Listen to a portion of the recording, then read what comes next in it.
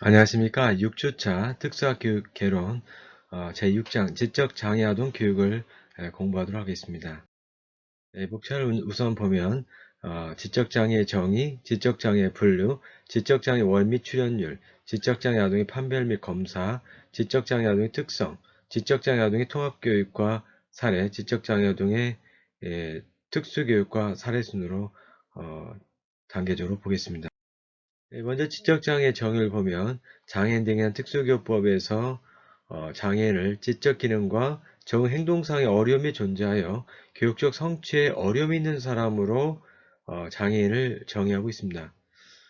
다만 장애인 복지법에서의 정의를 보면 1급부터 3급까지 그 범위가 정해져 있는데요. 1급은 지능지수와 사회성숙지수가 34 이하인 사람으로 일상생활과 사회생활에 적응하는 것이 현저하게 곤란하여 일생 동안 다른 사람의 보호가 필요한 사람을 제1급이라고 정의하고, 제2급은 지능지수와 사회성숙지수가 35 이상 49 이하의 사람으로 일상생활의 단순한 행동을 훈련시킬 수가 있고, 어느 정도의 감독과 도움을 받으면 복잡하지 아니하고 특수기술이 필요하지 아니한 직업을 가질 수 있는 사람으로 정의하고 있습니다.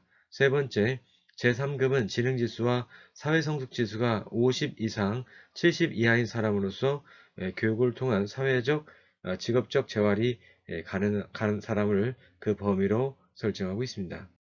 지적 및 발달장애 협회의 정의를 보면 지적장애는 지적기능과 개념적, 사회적, 실제적 적응기술로서 표현되는 적응행동 양 영역에서 유의한 제한성을 가진 것으로 특징 지어집니다.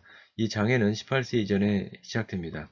표 6-1에 보면 지적장애의 적응행동과 지적기능 기준을 살펴보면 적응행동 기능 수준과 지적기능 기준을 양자를 매칭해 보면은 정행동 기준을 유의하게 지체되는 경우, 유의하게 지체되지 않은 경우, 또 지적기능 기준으로 보면 IQ가 유의하게 지체되는 경우, 유의하게 지체되지 않는 경우를 양자를 비교하면 다음 표같이 생성할 수가 있겠습니다. 적응행동을 정의를 해보면 적응행동은 사람들이 일상생활 속에서 기능하기 위해서 학습하여 왔던 개념적, 사회적, 실제적 기술들의 집합체라고 봅니다. 적응행동에서의 제한성은 일상생활에 영향을 미치며 삶의 변화 및 환경적 요구에 반응한 능력에도 영향을 미치게 됩니다. 적응행동에서의 제한성은 지적능력, 참여, 상호작용, 사회적 역할, 건강, 맥락이 네 가지 차원의 관점에서 고려되어야만 합니다. 지적장애 진단의 경우에 정행동의 제한성은 장애인과 일반인이 포함된 일반 모집단을 표준화된 측정 도구를 사용하여 진단하게 됩니다. 이러한 표준화된 측정에서 적응행동에서 유의미한 제한성은 다음과 같은데요. 첫 번째, 개념적, 사회적 및 실제적 적응행동의 세 가지 유형 중 하나가 평균 이하 혹은 개념적, 사회적 및 실제적 기술들의 표준화된 측정 도구로 전반적 점수가 평균보다 적어도 이 표준 편차 이하의 수행으로서 조작적으로 정의됩니다. 지적 정도에 따른 분류를 보면 한국특수교육학회의 지적장애 분류를 참고해 주면 좋겠습니다. 지적장애 정도에 따라서 경도, 중증도, 중도, 초중도입니다. 경도는 IQ가 55에 70 사이이고요. 표준 편차는 마이너스 ESD, 정행도 제한 범위는 2개 또는 그 이상의 영역에 제한이 있습니다. 중증도의 경우에는 35에 54, 표준 편차는 마이너스 3SD, 2개 또는 그 이상 영역에 제한 범위가 있습니다. 중도의 경우에는 20에 34 범위를 갖고 있고 표준 편차는 마이너스 4 SD, 모든 영역에서의 정행동이 제한됩니다. 초중도의 경우는 20 미만, 표준 편차는 마이너스 5 SD, 정행동은 모든 영역에서 제한을 갖게 됩니다. 지원의 강도에 따른 분류를 살펴보면 간헐적 지원, 제한적 지원, 확장적 지원, 전반적 지원으로 대별해 볼 수 있습니다. 간헐적 지원이라는 것은 필요할 때마다 제공되는 지원으로 간헐적 성격의 특성을 지닙니다. 개인이 항상 지원을 필요하는 건 아니지만 인생의 전환기에 단기간의 지원을 필요하는 경우 실직이나 심각한 의료적 위기에서 지원하게 됩니다. 간헐적 지원은 고강도 또는 저강도로 제공될 수 있습니다. 두 번째 제한적 지원은 일정한 시간에 걸쳐 일관적으로 그러나 간헐적이 아닌 시간 제한적입니다. 시간 제한적인 고용훈련, 학교에서 성인기로 전환 지원 등입니다. 세 번째 확정적 지원은 적어도 몇몇 환경, 직장 또는 가정에서 장기적으로 요구되는 지원으로 시간 제한적인 것은 아닙니다. 장기간의 가정생활 지원의 경우. 네 번째는 전반적 지원으로서 항구성을 지닌 고강도 지원으로 전반적 환경에 걸쳐 제공되며 잠재적으로 삶을 유지하는 데 필요한 성격의 특성을 지닙니다. 일반적 확장적 또는 시간 제한적 지원에서보다 더 많은 직원이 필요하며 개인에게는 더 개입적일 수 있는 지원을 포함하게 됩니다. 사회생활의 적용 기술 영역을 보면은 공공시설 이용하기, 편의시설 이용하기, 여가활동하기 및 진로 탐색, 일상생활의 자립활동 등을 들 수가 있겠습니다. 6-6에 보면은 지적장애 다양한 원인점이 있는데요. 시기로 보면 출산 전과 출산 전후, 출산 후로 나눠볼 수 있고, 또한 이제 여러 가지 원인점에서 생학적, 사회적, 행동적, 교육적 원인으로 나눠볼 수가 있습니다. 출산 전에 보면 생학적으로 염색체 이상이 있거나 단유전자 장애 직원이 있는 경우, 또 대사장애나 뇌발달장애, 산모 질병이나 부모의 연령증 등을 줄 수가 있고요. 사회적 원인을 보면은 빈곤하거나 산모가 영양 실조인 경우, 또 가정폭력이 있는 경우, 출산 전 관리 부족 등으로 들 수 있고요. 행동적 원인을 보면은 부모의 약물 복용, 부모의 음주나 흡연, 부모의 미성숙점 등을 들 수가 있습니다. 또 교육적 측면을 보면 인적 장애를 보이는 부모의 지원, 결여 등을 그 예로 들 수가 있습니다. 또 출산 전으로 보면은 생학적으로 조산한다든지 출산 시 손상이 있게 된다든지 신생아 질환이 있는 경우, 또 사회적 원인을 보면 출산 관리에 결여 등을 들 수 있고, 행동적 원인을 보면 부모의 양육 거부나 아동 유기 등을 들 수가 있겠습니다. 또 교육적 원인을 보면 퇴원 시 중재 서비스를 위한 의적 의뢰 결여가 있는 경우를 들 수가 있습니다. 또 출산 후를 보면은 생학적 원인으로서 외선성 뇌손상이 있는 경우, 영양 실조가 있는 경우, 또 뇌왕면이 있는 경우, 발작 장애나 또 퇴행성 질환이 오는 경우를 들 수가 있습니다. 또 사회적 원인을 보면 아동 양육자 간의 상호장애 문제가 있거나 적절한 자극의 결여, 빈곤한 가정이 있는 경우, 또 가정 내 만성 질환이 있는 경우, 또한 시설 수용이 있는 경우를 들 수가 있고요. 행동적 원인을 보면은 아동 학대 및 아동 유기가 있는 경우, 가정폭력, 또한 부적절한 안전조치, 사회적인 박탈이 있는 경우, 또 다루기 힘든 아동의 행동 등을 들 수가 있겠습니다. 또 교육적 원인을 보면 잘못된 양육이나 진단의 지체, 부적절한 조기중재 서비스라든지 부적절한 특수교육 서비스, 부적절한 가족 지원 등을 그 예로 들 수가 있겠습니다. 지적장애 그 원인의 분류를 살펴보면은 먼저 갈랙토소미아, 유전적으로 특정 물질을 분해한 효소가 체내에 생성되지 않아서 발생됩니다. 먼저 체중이 감소하고 황달이 오게 되며 이 상태로 6에서 12개월이 지나도록 치료를 하지 못하면 뇌손상이나 백내장, 내장기관의 기능적인 이상이 발생합니다. 두 번째, 손상된 X 증후군입니다. 상염색체 중에서 X 염색체 끝부분의 손상으로 인해서 발생하게 되는데요. 다운 증후군처럼 얼굴 형태에서 공통점을 찾을 수 있는데 긴 얼굴, 넓은 큰 귀, 큰 머리가 특징이며 지적 장애를 나타내게 됩니다. 레트 증후군은 X 염색체의 변이로 인해서 발생하게 되는데요. 생후 6개월에서 18개월까지 정상적으로 발달하나 이 시기를 넘어서게 되면 퇴보하기 시작하여 말과 언어 및 운동 기능을 상실하게 되고 구호 사용이 어렵게 됩니다. 또한 운동 기능의 상실로 심한 경우에는 걸을 수 없게 되고요. 사회적 상호작용의 감소로 사람들과의 소통이 줄어들며 운동 기능상의 문제, 의미 없는 행동을 반복하게 됩니다. 다운 증후군은 3쌍의 염색체 중에서 21번의 염색체 수가 3개로 변형되어서 발생하게 됩니다. 코가 낮고 눈과 눈 사이 거리가 멀며 혀가 두터워서 입을 벌리고 있는 경우가 많게 되고요. 손과 발도 작은 편이며 근육의 긴장도도 적고 관절 부위가 과하게 유연합니다. 또한 일반적으로 사회성에 좋아 사람과 대화하기를 좋아하는 유형이 되겠습니다. 다음으로 월리암스 증후군은 7번 염색체의 돌연변이로 발생하게 되고요. 수학적 능력은 부족하나 상대적 언어 사용 능력은 우수한 편입니다. 음악을 좋아하며 시각적 기억이 뛰어나 사람의 얼굴을 잘 기억하게 되고 사람과 잘 어울리며 지적 기능이 경계선급이어서 IQ가 70이 넘는 경우에는 지적장애 판정을 받지 못하는 경우도 있게 됩니다. 예, 다음엔 이제 프레더벌리 증후군인데요. 15번째 염색체 이상으로 발생하게 됩니다. 식욕을 조절하지 못해서 비만이 되고 키가 잘 자라지 않고요. 비만은 고혈압이나 당뇨, 뇌혈관 질환 등의 큰 질환을 가져오게 되고 선천적으로 불임인 경우도 있게 됩니다. 예, 다음에 출연율을 살펴보면은 전문가들에 따르면 대체로 지적 장애인을 전 인구의 약 2%에 3% 범위에 걸쳐 다양하게 분포되어 있는 것으로 보고 있습니다.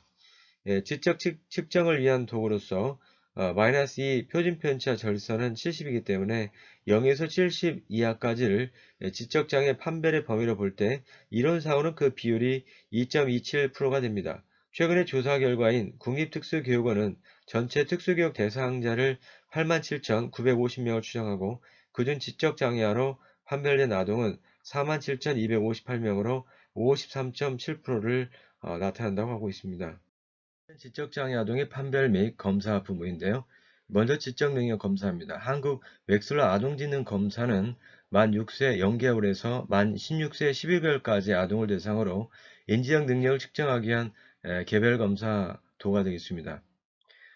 지적 능력 검사 한계점이 있는데요. 인간의 지적 능력을 분명하고 포괄적으로 측정할 수 없으며 문화적으로 특정한 한계를 지니며 개인의 IQ는 검사에 따라 변화가 가능합니다. 두 번째, 적응행동 검사인데요. 사회성숙도 검사는 검사 대상의 연령 범위가 0세부터 만 3세까지가 되겠습니다. 사회성숙도 검사는 사회 연령과 사회 지수를 제공하는데 그 특징이 있고요. 정행동 검사의 한계점이 있습니다. 정행동은 정의하는 것보다 측정이 어렵고 정행동과 지능의 관련성을 밝히기 어려우며 면접 형태로 이루어져 타당성에 의문점이 있습니다. 예, 그림에 보는 것처럼 한국 웩슬러 아동지능검사도고 사회성숙도 검사가 되겠습니다. 지적장애 아동의 특성을 살펴보면 먼저 정보 처리 측면입니다. 정보 처리는 외부 세계의 어떠한 정보에 대해서 분석, 분류, 저장, 기억, 인출, 실행하는 과정인데 지적장애 아동은 이러한 정보를 정확하게 파악 및 선택하고 비교하여 결정할 수 있는 능력의 결핍, 자료를 종합하여 평가할 수 있는 능력의 결핍, 추론 능력과 가설 검증 능력의 결핍 등의 특성을 보이고 있습니다. 두 번째로 언어 발달 측면에서요. 언어 발달은 인지 발달과 밀접한 상호작용 관련성이 있기 때문에 인지 발달에 지체된 지적장애 아동의 경우 대부분 언어 발달이 지체되는 경향이 있게 됩니다. 예, 세 번째로 인지 학업적 특성인데요. 대부분의 지적장애 아동은 학습 능력과 주의 집중력, 기억력, 추론 능력, 사고력, 일반화 능력, 창의력 등에서 일반 아동에 비해서 낮은 수준을 보이고 있습니다. 네 번째는 사회 정서적 특성인데요. 지적장애 아동은 또래 친구들과 어떻게 상호작용해야 하는지 잘 몰라서 친구를 사귀지 못하는 경우가 많습니다. 또한 어렸을 때부터 자신 친구들과 다르다는 것을 인식하게 되고 자신에게 대한 자아 개념이 낮아져서 사회성 발달에도 부정적 영향을 미치기도 합니다.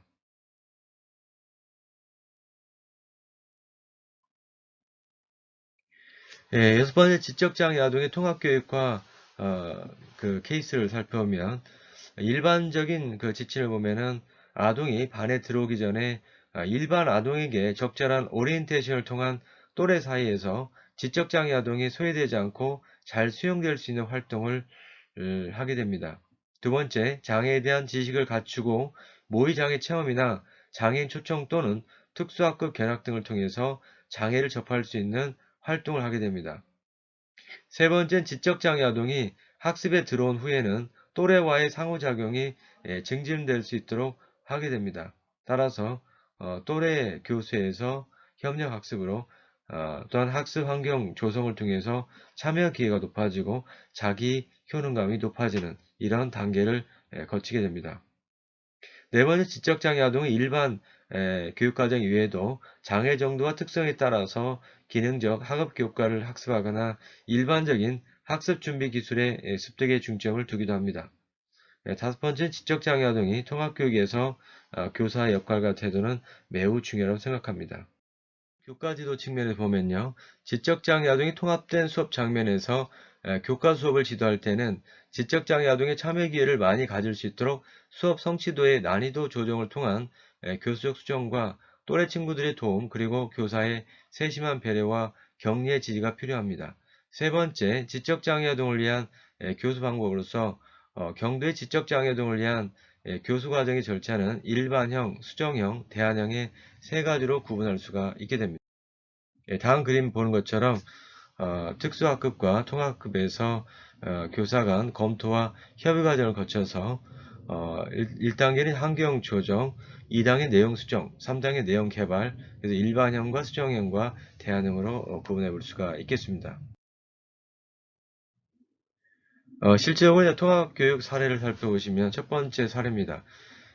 경시 사례가 나오는데요. 올해 초등학교 5학년으로 입학할 당시에 지적장애 3급의 장애 등급을 판정을 받은 학생입니다. 하교 후에는 심리운동 재활치료, 학습에 대한 특수교육을 받고 있었고 집에 와서는 동생 2명에게 폭력적인 행동과 화를 내는 일이 많아졌습니다. 어머니는 경식이에게 친구가 자기 물건을 창문 밖으로 던지거나 신발을 감추거나 나쁜 행동할 때는 분명히 하지 말라는 의사표현을 하도록 지도를 하였습니다. 담임 선생님은 특수학급 교사와 의논해서 통합급 반에서 프로젝트를 진행하게 되는데요. 친구를 괴롭히는 장면을 목격하면 스탑 외침과 함께 반 전체 아이들과 회의를 열고 아이들 스스로 문제를 해결해 나가는 프로젝트를 진행을 했습니다. 처음에는 괴롭히고 사과하지 않던 친구가 통합학급 프로젝트를 한 이후에 경식을 더 이상 괴롭히지 않는 그런 사례가 되겠습니다. 두 번째인데요. 통합급의 지적장애 아동이 배치됐을 때 또래들과 함께 다양한 학습 활동에 많이 참여할 수 있어야 합니다. 통합급 교사는 사회교과 활동 시에 다양한 자료 수집을 통한 예컨대 신문이나 시각적 자료가 풍부한 전단지, 이런 모든 별 수업 시에 지적장애 아동과 일반 아동이 함께 할 수 있는 활동의 기회를 제공해서 일반 교육 과정을 충분히 경험할 수 있도록 해야 합니다. 지적장애 아동과 일반 아동은 동일한 주제와 학습 목표를 가지고 다른 학습자를 이용하여 동일한 교육과정의 수업 활동에 참여할 수가 있게 됩니다. 예컨대 신문이나 광고 전단지, 동네 기관 사진자료, 전지 미술용품 들을 활용할 수가 있게 됩니다. 통합교육 속에서 일반 아동은 다양성이 존재하는 지적장애 아동과 자연스러운 상호작용을 통한 학급 활동으로 서로를 이해하고 배려하는 진정한 통합교육의 장을 경험하고 실현하는 것입니다. 세 번째로는 예, 올해 중학교 입학한 민수에 사는데요. 하루에 2시간씩 특수학급에서 국어와 수학에 대한 특수교육을 받고 있습니다. 5학년이 되면서 학습이 뒤처지고 또래들과 잘 어울리지 못해서 혼자 노는 경우가 많으며 손가락을 물어뜯는 행동을 자주 보였습니다. 손가락을 물어뜯는 행동을 자주 보았으며 특히 방학이 끝나고 학기가 시작될 시점에서 갑작스런 틱 증상으로 소아정신과에 내원하여 종합적인 평가를 받게 됩니다. 초등학교를 졸업하면서 부모는 민수의 진로에 대해서 특수교육 전문가와 상담을 하게 됩니다. 그 결과 민수는 소극적이고 자신감이 부족하고 연령에 비해서 독립성이나 사회적 기술이 부족하기 때문에 일반 학교에 통합되어 적절한 지원을 받는다면 많이 향상될 수 있다고 판단하게 됩니다. 우선 중학교 입학 전에 민수가 다닐 학교의 특수학급 교사를 만나 민수에 대한 정보를 제공하고 바람직한 지원 방법을 의논하게 됩니다. 학급에 인기가 있으면서 사려 깊은 학생을 짝으로 정해 학습 도우미 역할을 부여한 사례가 되겠습니다. 다음으로 지적장애아들 특수교육과 사례를 살펴보면 먼저 다양한 교육적 접근 방법입니다. 교수적 수정과 적합화 부분인데요. 과제의 단위, 난이도, 분량을 수정 및 적합화를 통해서 학업의 성취감을 느낄 수 있도록 해서 학습에 대한 긍정적 결과를 가져오도록 하게 됩니다. 체계적 교수와 컴퓨터 보조 교수가 있는데요. 교수 목표를 확인하게 되고 다양한 단서 제공 및 촉진을 일으키게 하며 특수교육 공학적 접근으로 이루어집니다. 또 교육적인 목표 달성에 이르게끔 하며 여러 가지 교수 자료를 활용하게 됩니다. 또 강화와 피드백을 활용하게 되고 이를 통해서 동기부여와 주의 집중 향상을 꾀할 수가 있게 됩니다. 세 번 전환교육인데요. 실질적인 사회통합을 의미하며 종합적인 기관 간 협력을 통한 서비스 전달과 간학문적 협력, 인적 전문가들의 협력을 통한 역동적이고 입체적인 실천을 하는 교육을 의미합니다. 네 번째는 자기결정과 자기주장 방법입니다. 자신의 환경을 알고 또한 평가를 받고 또 계획을 통해서 행동의 수정에 이르고 성과를 얻도록 하는 방법입니다. 근데 본인의 권리를 표현하고 언어적이나 또는 비언어적으로 자기 주장을 하며 때때로 자세한 설명이 필요합니다. 이런 걸 바로 대화 기술이라고 볼 수 있는 거죠. 생활 기능적 접근은 표 6-9를 참고 바랍니다. 읽기와 쓰기와 듣기, 말하기, 수학 측면에서 고용과 교육 면에서, 가정과 가족 측면에서, 여가 측면에서, 지역사회 참여 측면에서, 정서 및 신체적 건강 측면에서, 개인적 책임, 관계 측면에서 다음과 같이 표로 작성해 볼 수가 있겠습니다.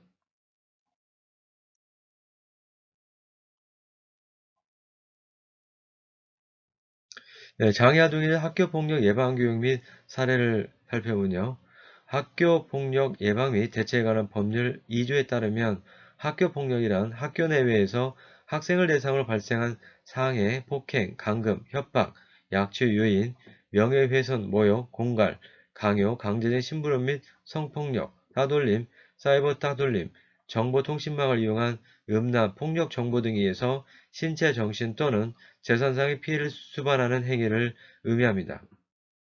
또한 장애인 차별금지 및 권리구제에 관한 법률 32조에 따르면 장애인은 성별, 연령, 장애 유형 및 정도, 특성 등에 상관없이 모든 폭력으로부터 자유로울 권리를 가지게 되고 괴롭힘 등의 피해를 당한 장애인은 상담 및 치료, 법률 구조, 그 밖에 적절한 조치를 받을 권리를 가지며 괴롭힘 등의 피해를 신고했다는 이유로 불이익한 처우를 받아서는 아니 됩니다.